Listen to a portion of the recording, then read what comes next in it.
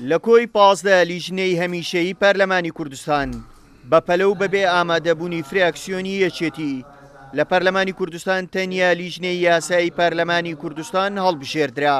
فراکسیۆنی پارتی کە زۆرترین ئەندامی لیژنەی یاسایی بەرکەوتووە، سەرۆکی فراکسیۆنی پارتی دەڵێت هەڵبژاردننی لیژنەی یاسایی پەرلەمان بێتەوافق بووە.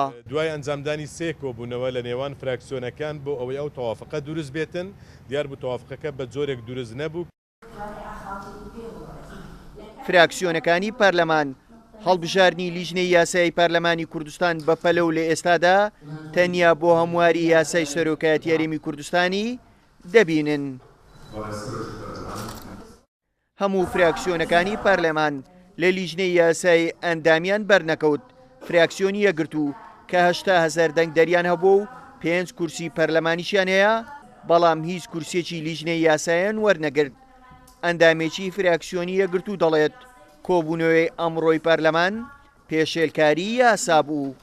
کۆبوونەوەی ئەمڕۆ خەرقێکی قانونی گەورە بوو، پێشێلکاریەک بوو کە دەبوایە سەرجەم لیژنە هەمیشەیەکان هەڵبژێردرانایە، نەک تەنها لیژنەی قانونی، بەڵام هەڵبژاردننی لیژنەی قانونی دیارە مەبەستەکە ڕوونە.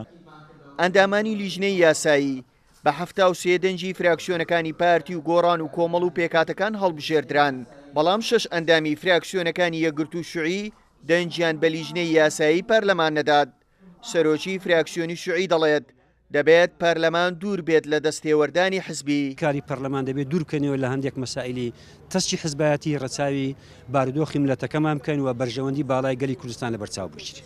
لیژنەی یاسایی پەرلەمان کە لە 11 ئەندام پێک دێت، 4 ئەندام بۆ پارتی و 2 ئەندام بۆ یەکێتی و 2 ئەندام بۆ مەسیحی و تورکمانەکان و بۆ سێ فراکسیۆنەکەی تریش هەریەکیان یەک ئەندامیان بۆ دیاری کراوە.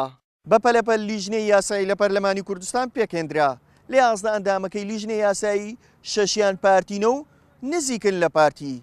بۆ لەمە دووە هەر پرۆژە یاسایە کە پارتی مەبەستی بێت دەتوانێت بهێنێتە پەرلەمانی کوردستان و پەسەند بکرێت. هەر پرۆژە یاسایەکیش کە پارتی نێوێت لە لیژنەی یاسایی ڕێگری لێ دەکات و نایهەڵێت بێتە کۆبوونەوەکانی پەرلەمان. وەک پەرلەمانتاران و فراکسیۆنەکان دەڵێن لەمە دووە داهاتووی پەرلەمانی کوردستان دەکەوێتە ژێر پرسیارەوە. ئەو دەستگا دیموکراسیە بەو شێوە بێت دەکەوێتە ژێر هەیمەنەتی حزبیەوە.